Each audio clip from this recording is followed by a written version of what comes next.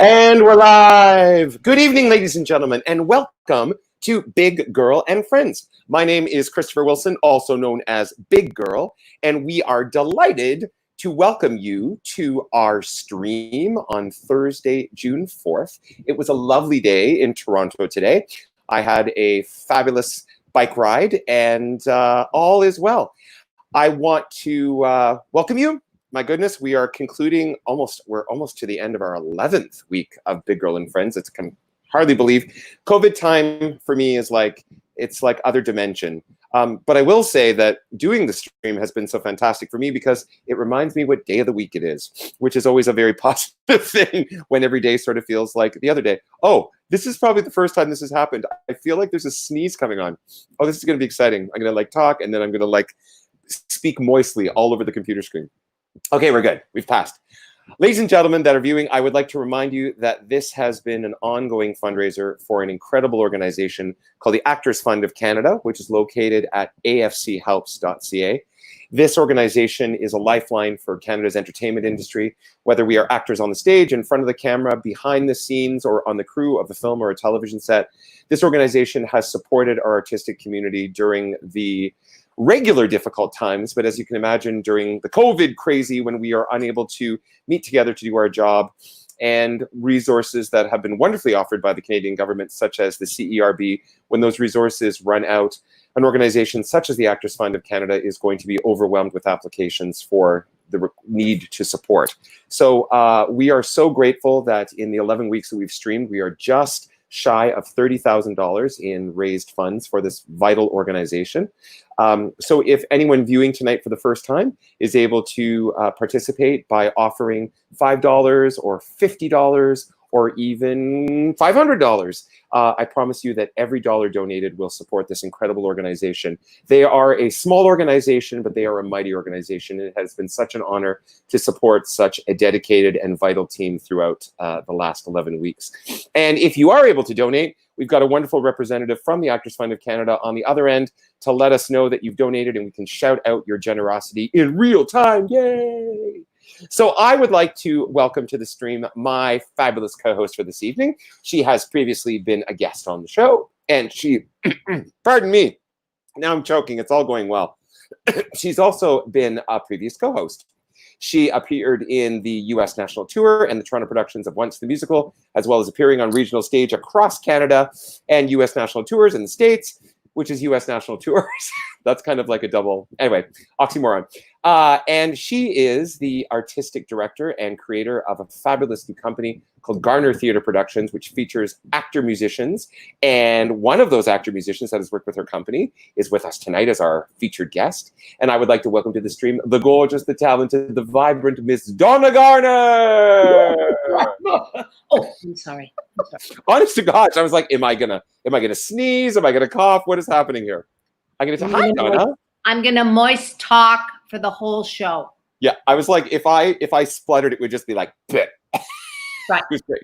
I got sometimes there is spittle all over my computer screen, and I thought, no one needs to do that. It's an occupational hazard. I'm a singing teacher. People spit all over me all the time. It's true. Well, I've quoted this before. I think it was the first rendition of Forbidden Broadway, which was parodies of Broadway musicals that came out years ago. And one of the parodies was of Kevin Kline playing the Pirate King in the movie version. And what the lines that he wrote, he said, "I spit a little more, 'tis true, than a Juilliard actor ought to do." So every time I'm horking all over the place, that's what I think of. Wow. So how have you been, my love? You're well since last we met? I'm well. I've kind of decided that I'm on sabbatical. I wouldn't say I'm a full-blown university professor, but I feel like I'm doing what they do. I'm studying a bit. I'm taking some cello lessons. I'm taking some fiddle lessons. I'm trying to read some plays and some submissions, and I'm trying to rest, and I'm trying to get my house in order, and I'm trying to get, through stacks of paper and do a bunch of things that I didn't have time to do before. I still haven't done my taxes. Oh, bless you. But very good at those. You need my help. I just haven't gotten around to it. I've been busy doing a stream, but I understand, even though it was due the 2nd, I've been very fortunate that because of my income situation, I usually get a refund. And even if I owe money, apparently you don't incur interest until September. That's right. September 1st. So, How do I know that? Yeah. So I got time. I think I'm fine. Anyway, COVID connections. I had a really cool COVID connection today virtually. This is a little shout out for the fabulous colleague and friend of ours, Mr. David Connolly, who is the associate at Drayton Entertainment. But he has created some fantastic initiatives throughout COVID time, which are also benefiting the Actors Fund of Canada. He has created masterclasses online that he has himself facilitated, as well as incredible Q&As. And one such Q&A that I got to participate in today was with renowned choreographer and director Jerry Mitchell. Wow. Of, incredible shows such as Hairspray and Legally Blonde, right? And on the list goes. The creator of an incredible, philanthropic, sassy, sexy event in New York every year called Broadway Bears, which is for the Equity Fights AIDS community. And just really, actually, I got to meet Jerry in the flesh years ago when they were auditioning for Love Never Dies. But it died before it went to Broadway. So we were all in final callbacks in New York, and I got through to the very, very end, and I was kicking my face and dancing for the man, which was super fun. And then it was like, yes, lots of them. Yes, it was. I remember that. It was like May the 4th. We flew out. I just remember everyone says, "May the 4th be with you." But anyway, I remember just going to New York on May the 4th and having this audition experience with George. I was in the dance call with George Maswell and Eddie Glenn. That would not be any fun at all. Yeah. I did a dance call in New York with Paul Nolan one time. Ooh. There were 3 of us in the room. Wow. Really? Yeah. Amazing. That's awesome. Yeah. So anyway, Jerry Mitchell, so inspiring. I mean, this man has worked, he worked with Agnes DeMille, he's just done it all, and he's just an extraordinary man. So that was very inspiring today. That was very, very cool. Then I got on my bike. But I had a question for you. So we've been talking about dogs. So I was making many, I have to see as much alliteration. This is my tribute to Ryan in his absence. Delightful dances with Daisy the doggy. I had a dog in my life for the last couple weeks. Sorry, I'm just trying to find D's. I love dogs. This beautiful little Havanese, and we fall in love with the breed so much that my partner Gavin and I have actually applied to get a little puppy in the fall. So that's super exciting. But we've met your puppy in the past. So you have a beautiful furry family member, you and your husband Rick, and his name is Gustav Mahler. Yes. Yes. Ja. Jawohl. And he is a Schnauzer, ja, von Deutschland. Schnauzer. Ein Mini Schnauzer. Und eine kleine Schnauzer. Eine kleine Schnauzer. We have eine kleine Schnauzerwagen, which we put behind the bicycle. I'm curious if what I wanted to ask this, because you have this beautiful animal and you walk this. What is COVID existence like being a dog owner, like within the community of dogs? Like, is there in your neighborhood, because I know you're in the East End, is there like a dog park that you frequent, or I actually think we live like about 2 blocks from the nicest dog park I've ever seen anywhere, even touring North America with my old Schnauzer Cody. The nicest dog park in town. Right, yeah. Clever tieback. Well done. Thank you. It didn't scan well, but Monarch Park is gorgeous. Dog etiquette during COVID. Well, I think at first I just didn't go to the park, but even on the street, I think at first I was just like hauling him away from other dogs because I didn't know how it transmitted. And his poor little heart was breaking. He was just absolutely devastated because he's the friendliest dog in the world. But now we're back to the dogs are visiting, and we've been back at the park for about a week. In fact, that's probably where he's gone. Has Rick, your lovely husband, taken the pup out? No, he left Gus. Or did Gus go on his own? He said, I am so sick of you being on Zoom meetings. I am out. I'm going to the park. Up here. On his own. Just took off. Yeah. Talk to them. Has the community, I mean, have you been able, like, is there still like consistent community, like socially distant visits with the people, the dog people? Yeah, dog park is hilarious because the first thing you do is ask the name of the person's dog and how old it is. And you should never ask the person's name. That is like, no, oh no, we don't do that until you've talked to them at the dog park every day for at least 6 months. So you never ask the owner's name, just the dog's name. This seems to be the thing. And of course, I'm just like a little farm girl from Embro, so I'm like, hi, my name's Donna. What's your name? And it was like I had the COVID, but that was years ago. See, I'm so glad I asked this question. There is a whole unspoken. Yeah, you're going to have to dial it down, Christopher. Yeah, when I'm taking my little Havanese out, that's going to be. Yeah. I'm going to have to work on that over the summer. You're going to have to be like the Modern Family guy when they first got the baby. They had to like dial him right back. So you're just going to have to wait till they ask.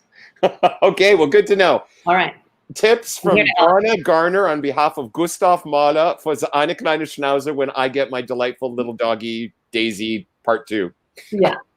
Exactly. So we are super, super excited to welcome a fabulous talent tonight, someone that you've known for a wee while. And because of you and your fantastic, fantastic inaugural workshop production of A Man of No Importance, I got exposed to this brilliant young man's talent and was just like, head explosion.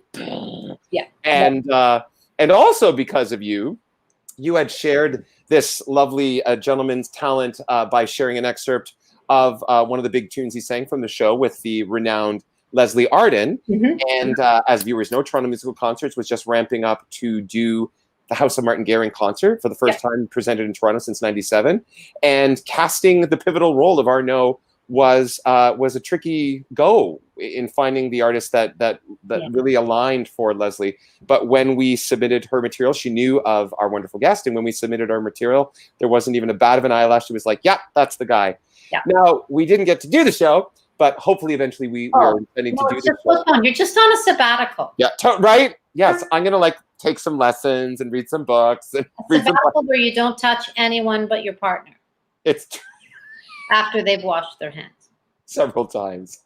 So would you be so gracious to introduce our guest? Well, indeed, I'd love to.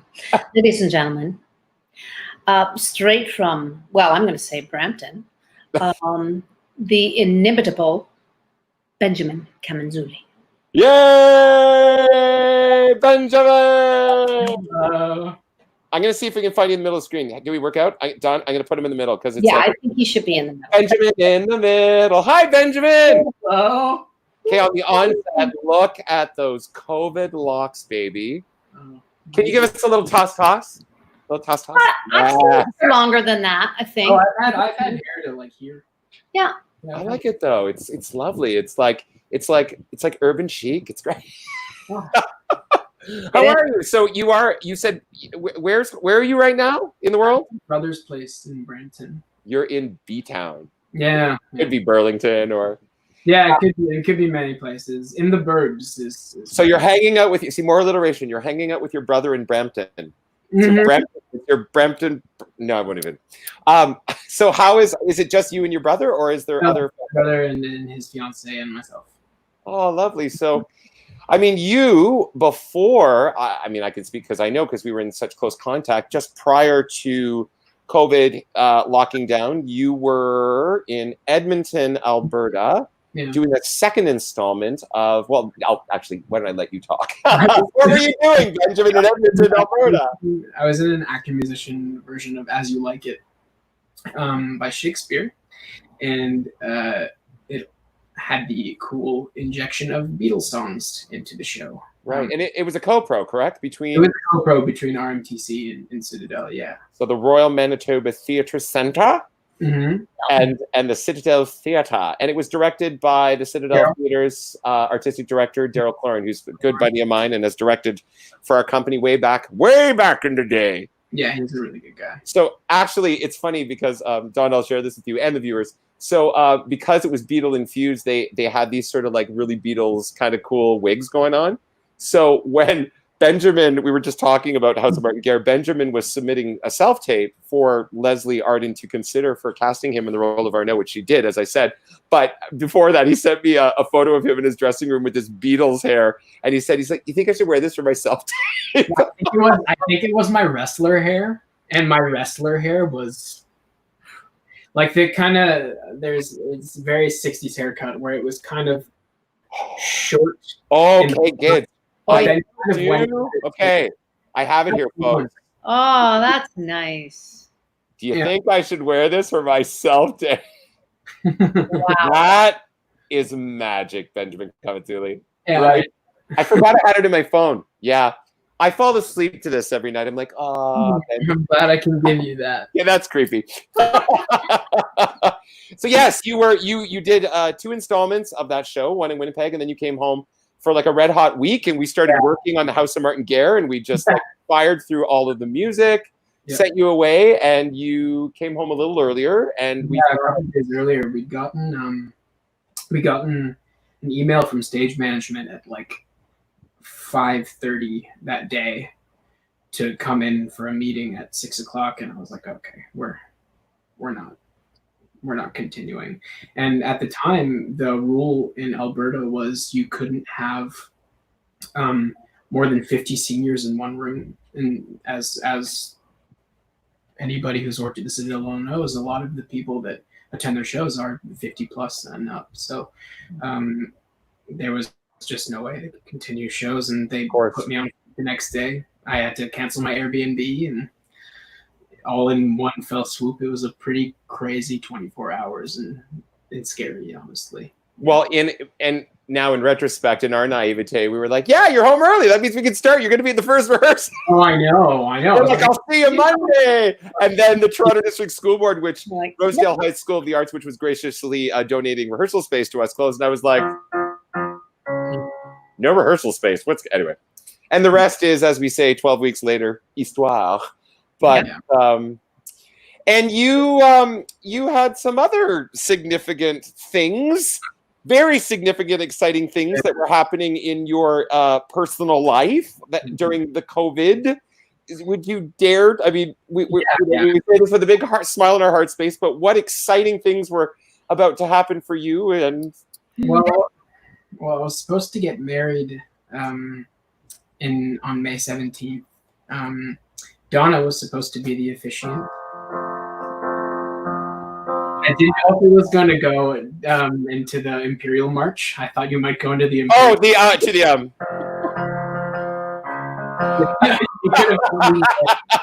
I should have gotten the organ going on. This would be better. Anyways. So we were supposed to get married, and we're not together. Well, tell us about your beautiful fiancée. Is she also in the biz? Yeah, she is. She was working on Disney Cruise Lines as all of this was going on. Where did you meet, the two of you? We met at school in the States because I went to Oklahoma City University. So you went where? Oklahoma City University. Oklahoma. Isn't that the famous school where the likes of like some alumni include Chenoweth, right? Kristen Chenoweth? Yeah, Kristen Chenoweth. Yeah, and Kelly O'Hara went there. They had the same teacher. Kelly O'Hara, hacks, both of them. That does not surprise me. We're saying very similarly. So you guys met at school, okay, in your undergrad. Yeah, we were, and I'm a year older, and we were in the same voice studio. Okay. So we had the same voice teacher, and just we've been together for, I think, almost 8.5 years now. Wow. And Donna and I are both alumni of DCL, of Disney Cruise Lines. So we know that that the rehearsal studios are here in the city of Toronto, ironically. But here's the question. She was here rehearsing and you probably weren't in Toronto. I know, and we spend so much time away from each other. Like she was here from I know. What is her native state? What is her home state? Texas. She's from Dallas. Okay, she's from Dallas, Texas. So she came up from Dallas, Texas to rehearse, and you were off somewhere gallivanting, being an actor. Yeah, and so this was the third time that she's worked for Disney Cruise Lines. And usually when she gets these contracts, we're like, all right, awesome, 2.5 months together. Right. But no. No. Then you were gone. It was supposed to change because we were supposed to get married, and we're obviously not married, and I haven't seen her since February 10th. I was going to say February, right? Because when I came home in between my two shows, so I haven't seen her since February 10th, and we're waiting. We're waiting. And as we said, obviously, contractually, because she was working for the cruise line, once they, because how long was she out on the ship after? Crazy, like a month. Yeah, like they were ghost cruising for like 4 or 5 weeks. They left Port Canaveral and they'd kind of just hang out in the middle of the water, and then they'd come back. And I can't. I mean, we're so. It'll be so interesting to see how this is going to impact long term the cruise industry. You know? For sure. Well, I wonder specifically about Disney Cruise Lines because they're not just a cruise company. So I wonder if they'll be the only ones who are able to float it. Yeah, because of their other resources. Absolutely. Right. Yeah, and otherwise the other cruise lines don't. So your beautiful fiance is in Texas because she had to go home, and of course the border was closed by the time she got home, and you're in Canada. And there's this beautiful woman to the left of me who was going to be waiting to officiate. So she, that's cool. How do you two? My vacation to OKC gone. Sorry. I mean, what an incredible honor that you were asked on it by Benjamin. How do you two know one another? Like, where do you guys intersect in the beginning of your journey together as artists? Well, we met doing Once for Mirvish. I came home from the U.S. tour to do Once, and there was Benjamin sitting there in the rehearsal hall, and we took to each other right away. Right. The same level of sarcasm. Dry humor. I feel like I have to be the foil for both of you. Yeah. I'll be like, hey, tonight I'm not toning it down, Donna. Not tonight. Only at the dog park. Right. No, that's fine. It's your show, man.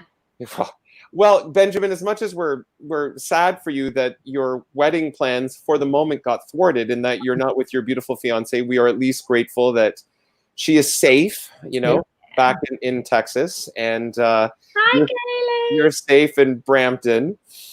And I believe it's Kaylee. Yeah. And her last name is Weir. And she was our first donor tonight. Oh, you said, Kaylee, $25 from your lovely fiance. Thank you, great. Kaylee. And hello, Kaylee. I look forward to meeting you when you can come. She's back. already supporting you. Good. That's just so funny because you hadn't mentioned her name. And then you said, hi, Kaylee. And I was like, Kaylee? Kaylee, thank you. Thank you. And we're sending our love to you and your entire family in Texas. And we're just holding the space for you when you can come back to Canada. But I know, ultimately you guys are probably heading to New York as a couple, but we will welcome you up here anytime. So we look forward to that. My basement is always open to you, Kate. I have stayed at Donna's house multiple times over different contracts, and I love that basement. Oh, man. It's always a good temperature. Nothing like an East York basement. Yeah. That's very funny. Aww. Oh, Kaylee, if I maybe... what a lovely photo. Isn't she? Stan Gates photo. She's a boom. Mm-hmm. Yes, boom. You're a looker. Well, Benjamin, when you were thinking about music you wanted to share with us, what came to your heart space? Well, I've been working on some things. I've gotten some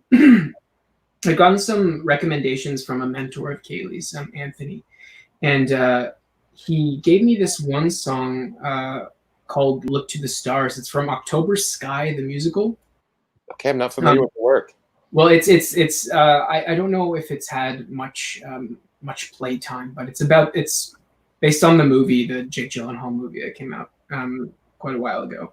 And so there's this boy who's growing up in a coal mining town, and he's destined to follow his father into this, and then they all experience the first night that Sputnik is launched into orbit, and decides that he wants to become an astronaut.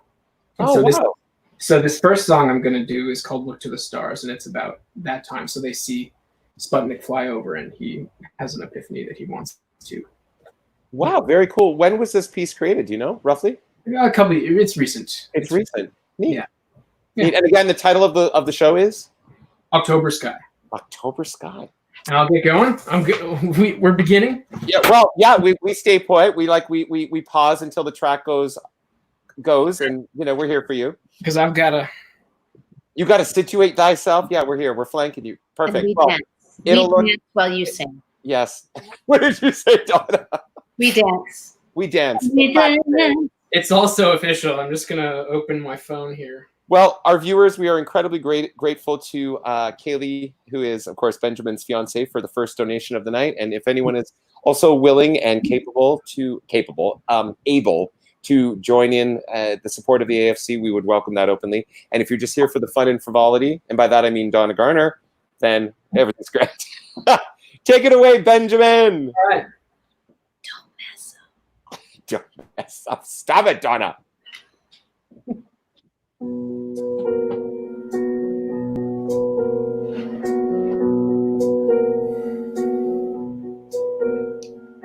Everything about this town is digging deep and hunker down and stay in line. I've been waiting here forever, praying for a change that never came.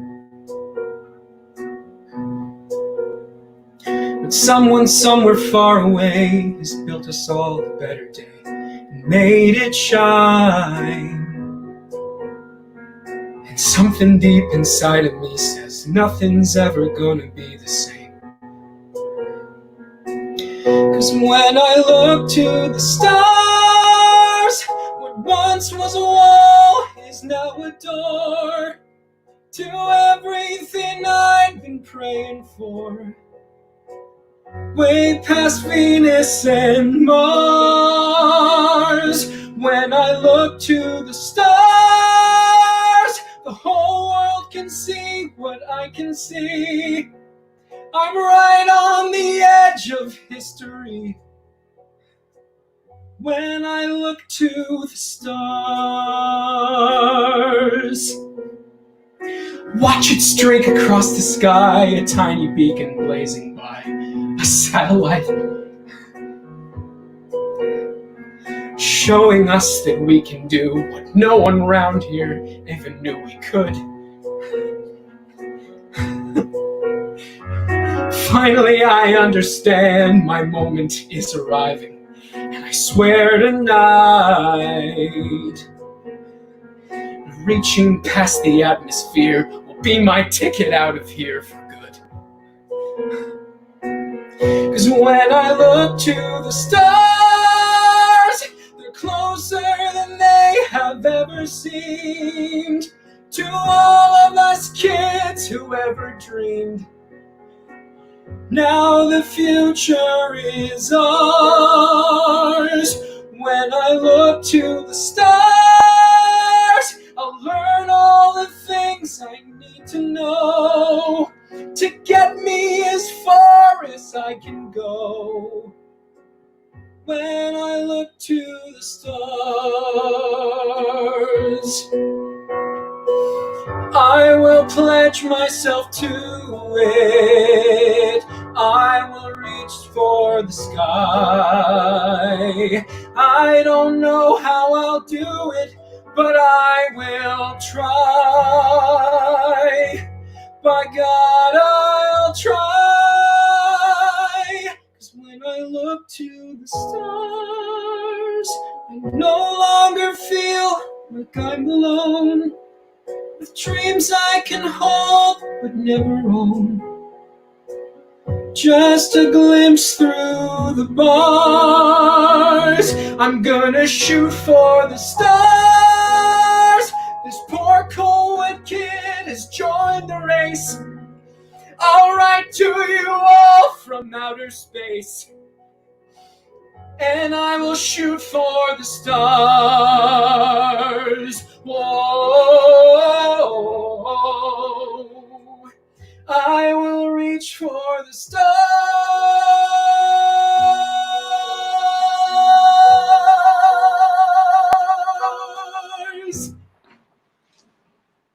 Bravo! Thank you. That did not suck. That did not suck. Oh, good. It was lovely. Oh, I tell you, as I'm listening to those beautiful, beautiful tones that are emitting from your throat, I am reminded of how bummed I am. Anyway, it's okay. It will happen. Yes. I know. I mean, you are, Benjamin, you are such an intelligent actor musician. I mean, you obviously, I mean, music has been in your soul space and in your life for a great deal of time. Tell me about your entry point into music. Where I guess I'm going there. We're starting at the very beginning. Very good, please to start. What is that from? I don't know what you're doing. Yeah, you did a U.S. national tour of it. It's fine. So where did you grow up? Let's start with that. In Mississauga. Mississauga. Yeah. So it all started when I was very young. Like when I was 3, my mom had me singing karaoke for people. Nice. And at around the time I was in, I think grade 3, or it must have been around grade 4, like 9 or 10, I wanted a guitar. My mom had always played and sung in bands, and there was this. Oh, so your mom? You can't. Yeah, it was already in the family. Your mother was a performer. Yeah, my mom always sung and played guitar in bands. Amazing. And when I was in grade 3, there was a francophone singer, educational singer that came to our school named George Larocque. And George Larocque. Yeah, and he had this guitar, and see, my mom never played electric, and I saw this guitar the guy had that had like an Airwalk sticker on it, and like I love Airwalk shoes. I'm a big shoe fan, and so I was like, okay, well, now that George Larocque has played electric guitar in front of me, I really want an electric guitar. So for my 10th birthday, I got an electric guitar, and I've been playing ever since.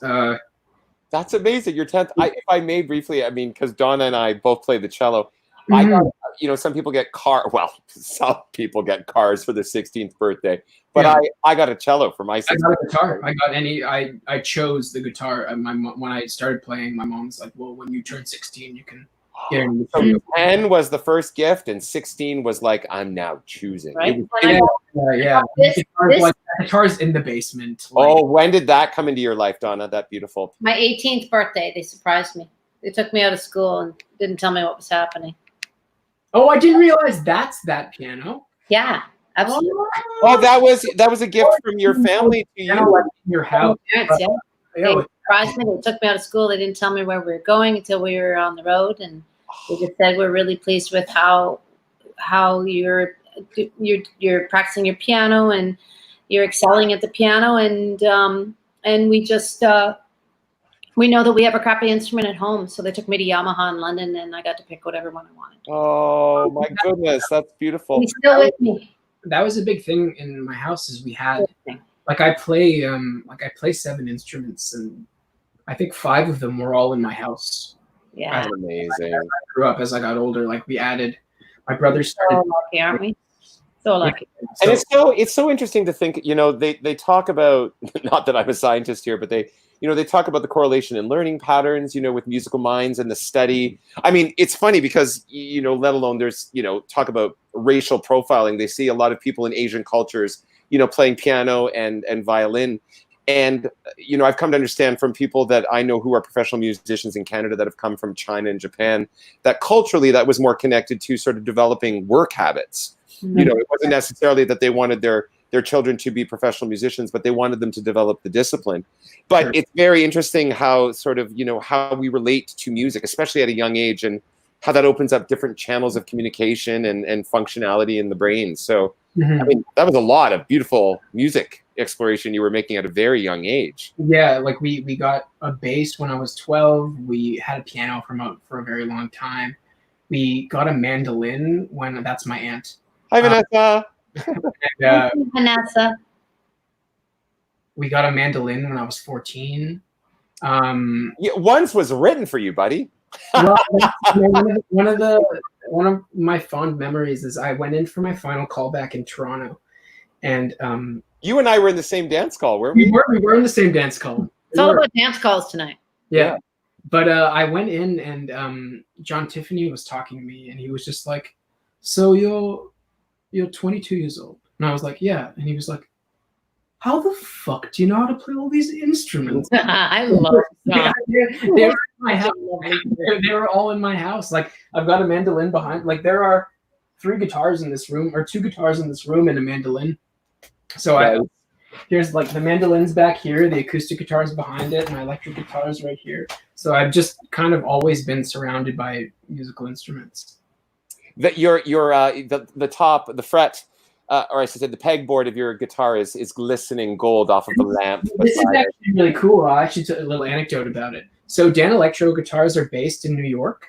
So nice. That's a sexy. Oh, it's the Empire State Building. Yeah, that's right. It's the Empire State Building. Oh my God, that's sexy guitar. Oh, it's my baby. It's with some New York iconography. That's amazing. Yeah. Oh, and may I share briefly? And we have another beautiful second donation for $50 from Kathy Johnson. Thank you very much, Kathy. Kathy Johnson. Yay. Thank you. So yeah. So I mean, like in terms of your family culture, music was just always flowing through your bloodstream. That's amazing. My brother plays stuff too. Yeah. Cool. Is it just you and your bro? That in terms of siblings, is it just you and your brother? I said bro. I said I've got to stop that. I don't even talk that way. It's like that'd be like me saying, "Hey, dude." That's not what I say. Yeah, it's the two of us, and we're pretty close in age. He's about a year and a half older than I am. He's got a late birthday. I've got an early birthday. So cool. Yeah. Oh, by the way, how's your Super Mario Kart game been? Well, I haven't played Chris Fulton since. I can explain this. Another little bit of information. I hadn't played Mario Kart in maybe not 2 years because I got the thing 2 years ago, but like maybe a year. Like I don't play it unless other people. I love you. Chris doesn't do anything but play Mario Kart and Animal Crossing, so I'm sure he's very proud of how well. So just for our viewers, just a little context. The wonderful Quinn Dooley, who is another actor musician who's also worked with this lovely company that Donna has created, was our guest on Monday. And her partner, Christopher Fulton, and Benjamin are good friends, and they've been playing video games together virtually. Mm-hmm. And there was all this throwdown about who was beating who, and yeah. Chris Fulton is busy. Yeah. He's not a bad one. You're talking she was talking about Animal Crossing. Sorry, that's so funny. Yes, Animal Crossing, which I thought sounded like Frogger. Donna, you remember Frogger? Oh, girl. The video game where you had to try to get across the highway, but Animal Crossing sounded like Frogger, but it's nothing like Frogger. No. It's like, I will go visit their island, and they will visit my island. Like I'm currently, and it's you have your island, and you just make whatever you want to make, basically. Like I've made my downtown area, and I like built a basketball court. I'm in the middle of building a baseball field on one of the other parts of the island. Build it, they will come. Benjamin, this is why we love each other, because we're both crazy about video games, baseball, and playing instruments. Yep. Anna, you play video games? I'm a bit of a Galaga champion. I love Galaga. That is my addicted to Galaga. You can't get me away from it. Like where you can join up the spaceship. Do you have it at home? I can't have it at home because I would be come across. Yeah, totally. I have always dreamed of owning a Galaga, like an old arcade. I won't allow myself to have Galaga or really good bread in the house. Well, I did not mean to hijack the stream talking about video games and pastries and bread. Don't talk about bread. That's amazing. Hello to Christopher first. But Benjamin, when music ensconced in this beautiful art form. So when is it that you decided that you wanted to pursue theater? Where was it in the journey? Was there something that you It's something we always had. Like we were raised on the Andrew Lloyd Webber musicals. Like my first musical memory is hearing the overture from Jesus Christ Superstar. Right. So, like the I remember the book on the piano. Yeah, and then like it had never been something that I thought about. Like my brother and I would have like hypothetical conversations as children and be like, if you were gonna play Jesus or Judas, which one would you play? And like we'd be like 8 and 9. Benjamin's kindergarten teacher told me that he hums a lot. I said, yeah, he does that. My mom. Hi, Mom. Where's your mom right now? I love her. She's in Hamilton. She's in Hamilton. I love her picture there. That's great. Uh, Hi, Annette. I would have She's met you a at good one. there, obviously, but but, right. Okay, so theater was always around. yeah. And then when I was in grade 7, my mom directed Joseph and the Amazing Technicolor Dreamcoat at my elementary school. My mom was an ERW at the school that I went to for grade 7 and grade 8. And my granny made all the costumes. There were like 50 plus costumes, and my granny made all of them. And so that was when, and I played Joseph, and that was maybe the first little production to really mean anything. I went to Coffee Park Secondary School as a vocal major. Oh, you went to Cawthra, okay. Yeah. And then when grade 11 rolled around, they were doing Jesus Christ Superstar. And I was like, oh. And I auditioned, and I wanted to be Judas, but I was Jesus. You probably had the hair for it. It's good. No, I had the beard for it. I had a beard by the time I was 16. You were a hairy beast at that age, weren't you? And What? at that point, I thought, well, I could do this forever. Yeah. And then Wow. just You were like, this is it. This is it. Yeah. Yep. And then you said you studied in Oklahoma State. So Oklahoma City. sorry, Oklahoma State. apologies. Yeah. Yeah. Oklahoma City. What took you to the United States? I mean, amazing. Well, I had a friend who was a year older than me who went there. She's actually my ex-girlfriend. But she was a year older than me, and she went there. And when I was thinking about it, I was like, well, I might as well go to school for musical theater where my girlfriend goes. And You were going to follow your girlfriend, and then you met your beautiful fiance. The irony is not wasted. we broke up before I got there. Kaylee, the irony is not wasted. No, and, Okay. I actually only applied to one school, and I got in. And, Pretty great school. yeah, and I was lucky. Not lucky, but if something good came out of my dad passing away when I was in high school, he left my brother and I both a good chunk of money, so I had options as to where I wanted to go to school. That's a beautiful, beautiful, Yeah, beautiful thing that he gifted to you guys in his absence. yeah. And it led you to your beautiful, soon-to-be life partner. Yeah, no regrets. In COVID Stallus Interruptus. Yeah.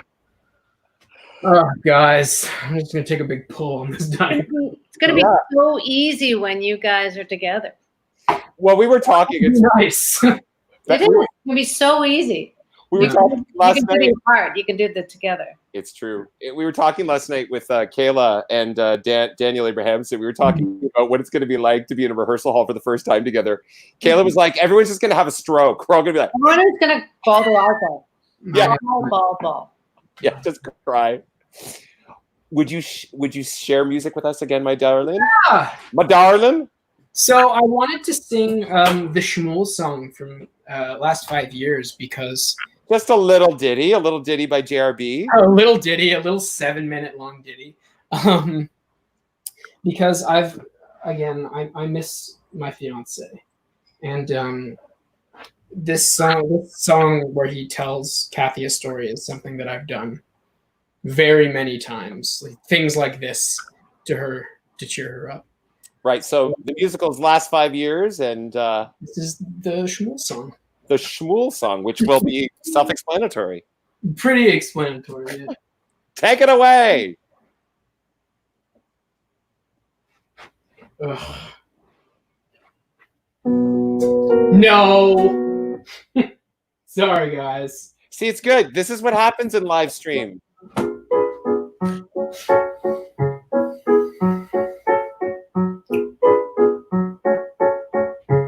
Shmuel wouldn't work till 10:30 at his tailor shop in Klimovich. Get up at dawn and start again with his hems and pins and twist.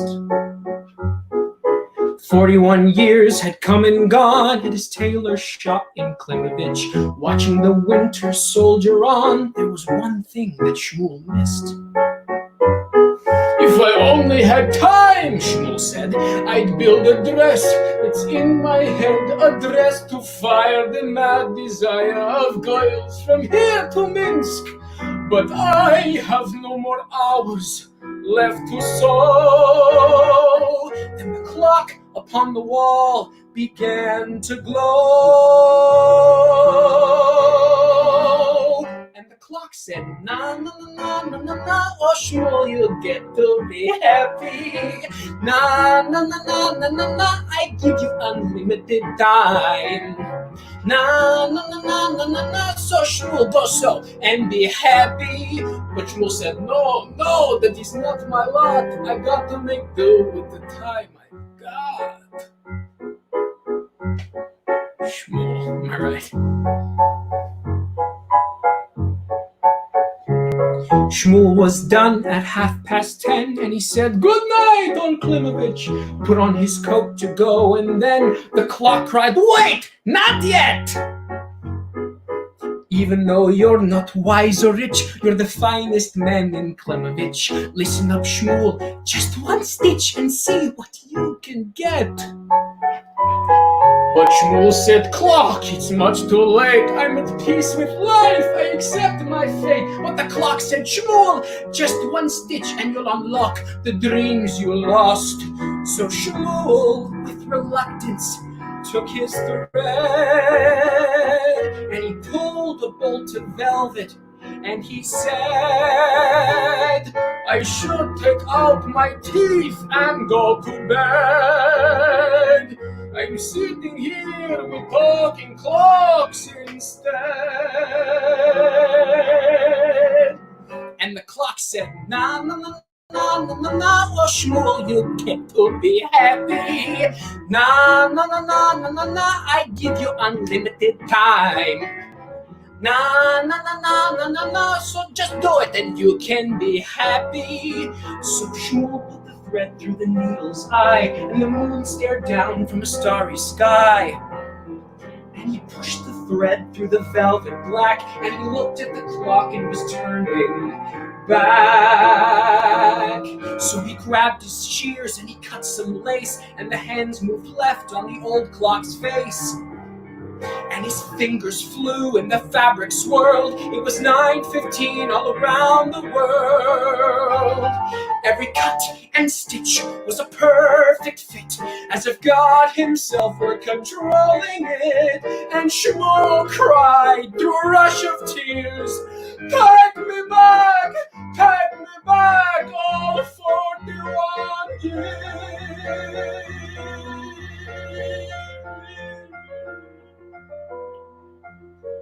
And on it went, down that silent street, till Shmuel's dress was at last complete.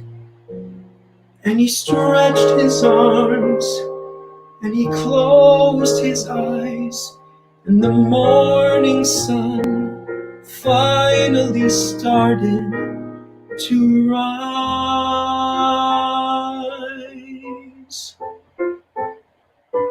And that dress he made on that endless night was a dress that could make any soul take flight. Not a swatch, not a skein had gone to waste. Every ribbon and button ideally placed and sewn into the seams were 41 seasons of dreams. Dreams that you could feel coming real.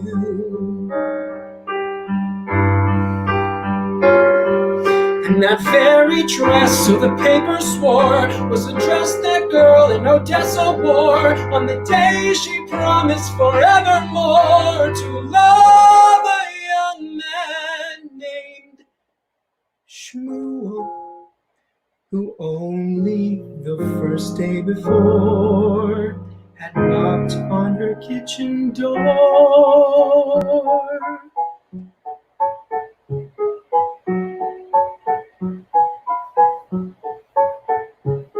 Plenty have hoped, dreamed and prayed, but they can't get out of Klimovich. If Shmuel had been a cute, goyish maid, he'd have looked a lot like you. Maybe it's just that you're afraid to go out onto a limb of it. Maybe your heart's completely swayed, but your head can't follow through. But shouldn't I want the world to see the brilliant girl who inspires me? Don't you think that now's the time to be the ambitious freak you are? Say goodbye to wiping ashtrays at the bar. Say hello to Kathy Hyatt, big time star. And I say, no, no, no, no, no, no, no, Kathy, you get to be happy. No, no, no, no, no, no, no, I give you unlimited time. No, no, no, no, no, no, no, stop tempting and go be happy. Here's a headshot guy and a new backstage where you're right for something on every page. Take a breath, take a step, take a chance. Take your time.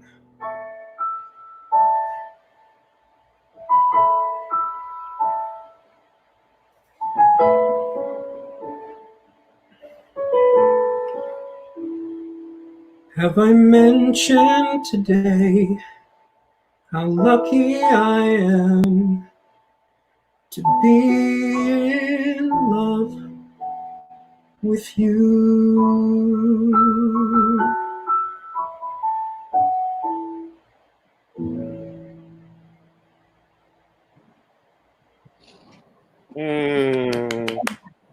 That was 7 minutes of pure joy. Oh, hooray. Delighted. Thank you. You are such, I said this because I'll say it to your face. You are you are such a gorgeous storyteller. You know? Yeah, well, it's funny. That popped up and I nearly messed up the words. Oh, I'm sorry. That was just me. That's a lot of words. It was like during a really wordy part and I was like, oh, damn it. Oh, I'm super. I mean, I know you wanted to tackle some new reps, so congratulations on sharing that with us. That's more a gift for Kaylee. I can't feasibly put a 7 minutes. I mean, I say that and I have soliloquy in my book, but Right. I have it in my book too. So I do not have soliloquy in my book. Someday.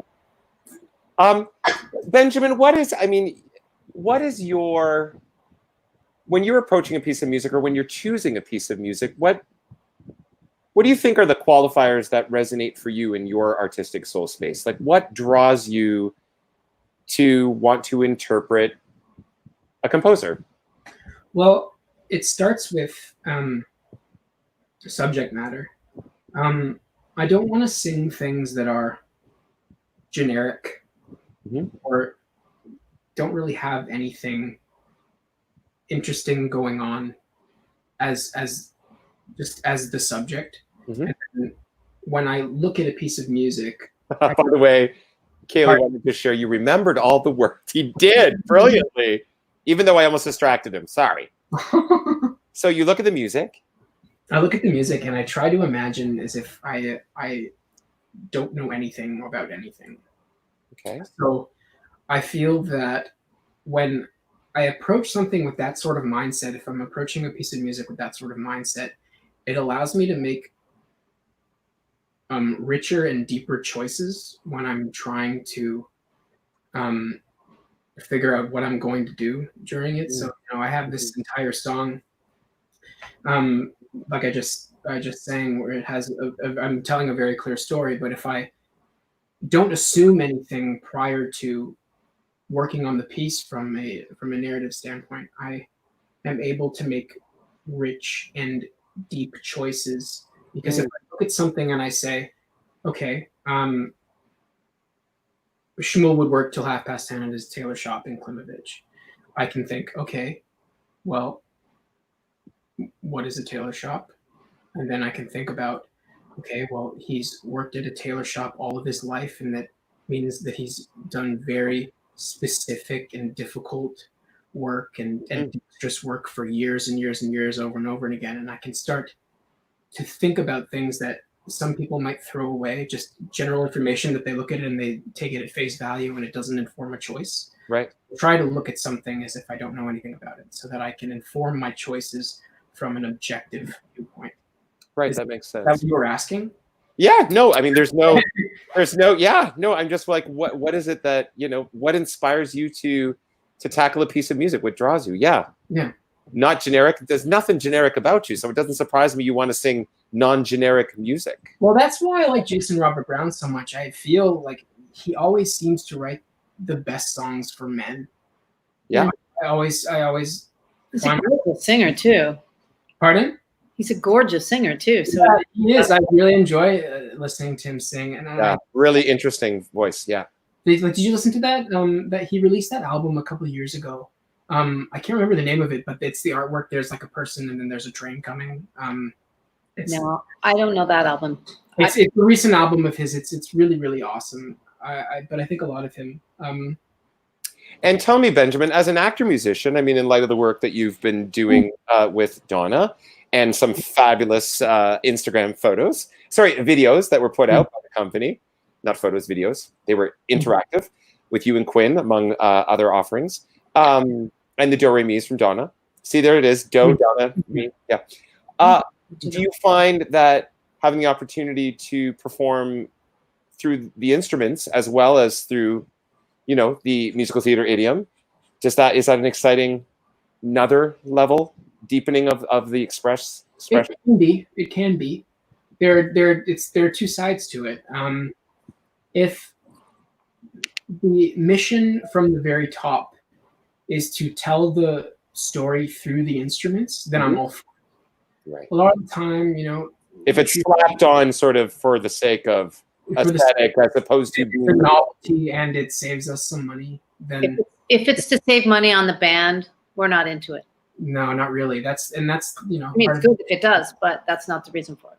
Yeah, exactly. That's not the motivating. Yeah, totally. That makes absolute sense. So a show like Once, which I've done 3 times now, that's a story that from the beginning it's all plausible. It all works. We're all if you think of the original blocking for the show, the original idea for the show is we're all in a bar together. Yeah, we have everyone on stage all the time. It's plausible that we can tell the story with instruments the entire way through, because it makes sense that we would all be telling that story in one place. Yeah, absolutely. But a lot of the time it's slapdash. Yeah, absolutely. Mm-hmm. Well, that's super cool. And Donna, what has been your experience of working with this fabulous gentleman? Benjamin is so intelligent and so dedicated to the work. And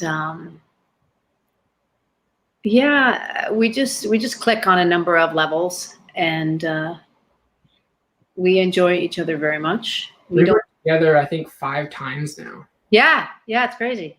That's amazing. And God, I was only working on 1 so far. When you can go out back at the Ed Mirvish Theater and play catch with a couple of your castmates, and then also sing with them and play music with them. Get married with them, great. And then they ask you to be the officiant at their wedding, and that's amazing. Kind of blows you away. But that's fantastic. Yeah, I think we relate to how we think about storytelling for sure. Well, even through a virtual screen, my dear Benjamin, your artistry and your storytelling and your beautiful spirit radiates. So I thank you for that. We've had 2 more donations from Vanessa. Is it Alovich? Alilovic. Yeah. Thank you. I will let. Yes, you've corrected me. That's great. For $25, and from Annette Jackson for $50. Thank you so much, everyone, for your generosity. Before we invite you to sing us out. Yeah. Tomorrow we are joined by yet another. All the talent is so stalwart, fabulous, vibrant, vivacious Nick Satimi, one of my favorite fellas. Very funny, very, very talented gentleman. I'm going to be joined by a crazy co-host by the likes of Thomas Alderson. So there's going to be lots of fabulous, silly frivolity tomorrow. If you want to hashtag us out, that would be that. You can click on Big Girl and Friends just to connect any shout outs for the show. Yeah, Ben, I could sit here and have you sing to me for definitely more than 7 minutes. And I'm just, as Donna said, I'm just so excited to have the the luxury to have vibrant artists like yourself in my presence, and I look forward to the time when we can continue the journey that we started. I know. It'll happen. I'm committed. Even if you're in New York, I'll pull you up for a couple weeks. Cool. I will borrow him this Happy. year. You can stay in the basement. You can stay in the well-tempered basement, not the well-tempered clavier, but the well-tempered basement. Okay. What did you want to share with us, Tim? I was going to sing a very beautiful song called "I'm Always Chasing Rainbows," but in light of everything that's happened in the last week, I thought I would change up my program and play something a little bit more relevant to the times. So there you are. Back, I was like, we're getting a nice shot of your head. I know. So I figured I would play Different Strokes by Sly and the Family Stone. Oh, can we hear another? Did you, and I just to remind you, did you want to shout out your wonderful MD staff that supported us with the tracks? Yeah, thank you. All right. I'm here for you, David Atkinson and Scott Christian for supplying me with my tracks, because that would have sucked if I didn't have those. David Atkinson and Scott Christian have been immensely supportive of so many of our guests during the last 11 weeks. So we are so grateful to both of those talented gentlemen and the other members of the team that have provided music for our artists to sing to. And I've worked with both of them separately. And they're Yay. Guys. So Benjamin, again, this song is called Different Strokes by Sly and the Family Stone. Beautiful. The message is pretty applicable to Awesome. today. Playing that sexy guitar from New York. Yes, definitely. Take it All away, right. Boo. Cool, guys.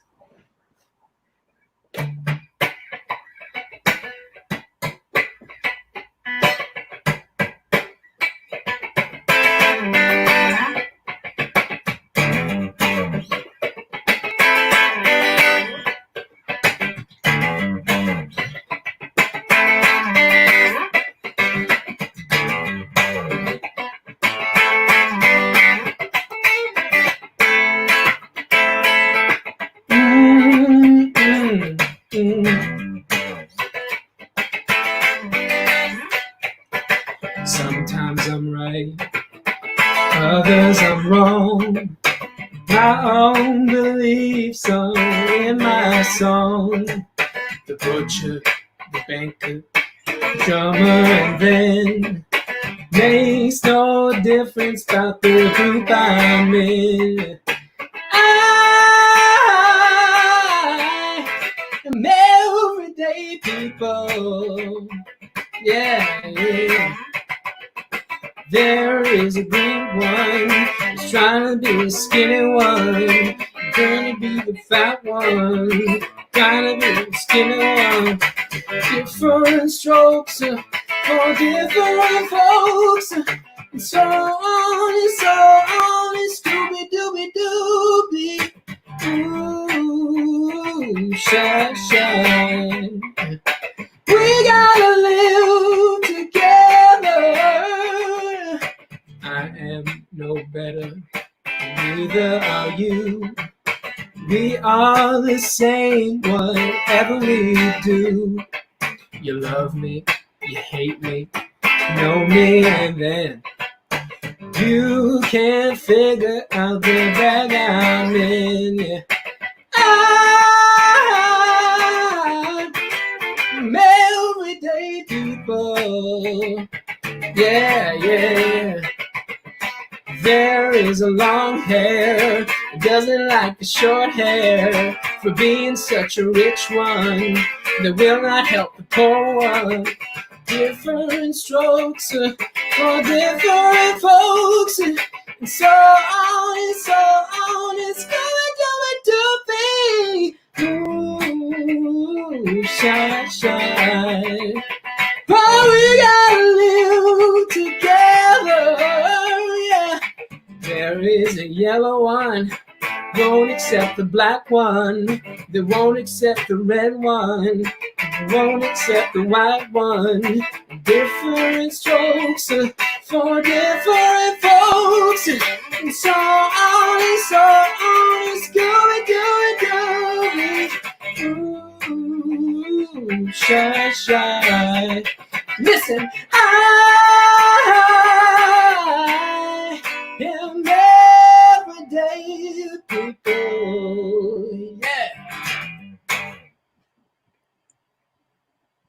Yeah.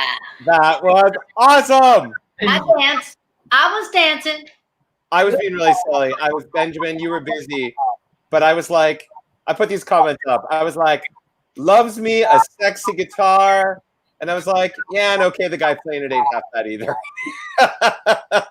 I also wanted to say before we go, I'm going to make a donation to Obsidian Theater Company after we finish up here. I think I wanted to. Can you remind our viewers what Obsidian's mandate is? Yeah, so Obsidian Theater Company's mandate is to produce works of art from Black artists in Canadian stages everywhere, all over the country. So I think that those are voices that we need to hear more of, and I think it's something that's very missing in our industry. Absolutely. So I'd like to send some money their way, as I urge everyone to do the same. Thank you for that. I appreciate that consciousness. Thank you. Benjamin, you are a rock star, and you certainly rocked it out there. Thank you. It's in my room. I'll be happy to turn the air conditioning back on. Oh, I'm sure. Absolutely. I put my pants back on too. Yes. Yes. Donna, I appreciate the fact that you aren't wearing pants and that you joined us for this evening. Thank You'll you. never know because you'll never be in my house. Well, not for quite some time. It's true. Yeah. Well, I will invite Donna and Benjamin to stick around. We'll take a little family photo. Everyone else, thank you so much for your generosity. Thank you for joining us this eve. Love you, DG. We'll be back tomorrow at 7 o'clock with Nick Satimi. And until then, love and light. Stay home, stay safe, and good night. Wash. A time like none we've had in the past. Stuck in your home, how long will this last? You're feeling anxious, stress starts to grow. A different opening for a different show. Weeks ago you rehearsed and rehearsed. It's all shut down now, you couldn't feel worse. You ask yourself, will this ever be right? I know there's an